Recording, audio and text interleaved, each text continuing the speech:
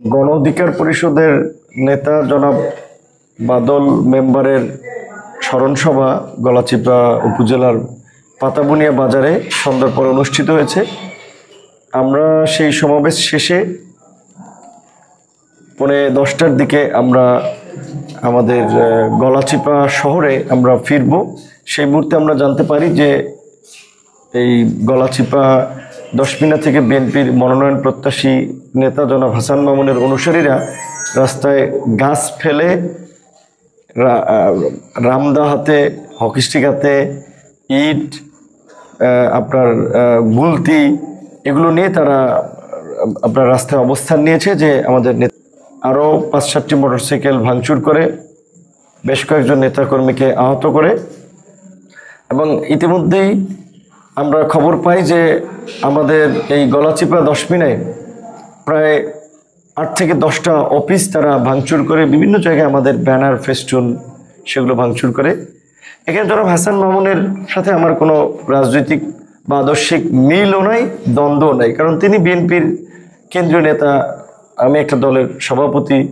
মিলের জায়গায় এটুকু আছে যে আমরা গণ অধিকার পরিষদ বিএনপির সাথে ফ্যাসিবাদ বিরোধী আন্দোলন করেছি, রাজপথে লড়াই সংগ্রাম করেছি, এখনও বিভিন্ন ইস্যুতে রাষ্ট্র সংস্কার, নির্বাচন, মৌলিক ইস্যুতে আলাপ আলোচনার মধ্যে দিয়ে একসাথে কাজ করার চেষ্টা করি জাতীয় পর্যায় থেকেও।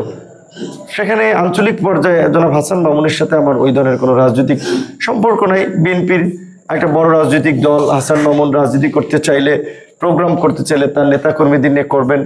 কিন্তু আমি যতদূর জানতে পেরেছি যে আমরা যখনই এলাকায় আসি একটা গণসংযোগ হয়, সাধারণ মানুষ এলাকার সন্তান হিসেবে তাদের যে একটা দেখার আগ্রহ, তারা আগে পত্রপত্রিকা দেখেছে, টেলিভিশনে বক্তব্য শুনেছে, একটা গণজোয়ার তৈরি হয়। এইটা দেখে মূলত তারা আসলে এই ঈর্ষান্বিত হয়ে এই আমাদের নেতাকর্মীদেরকে হুমকি দেওয়া, বিভিন্ন জায়গায় হামলা করা, এই কাজগুলো করছেন।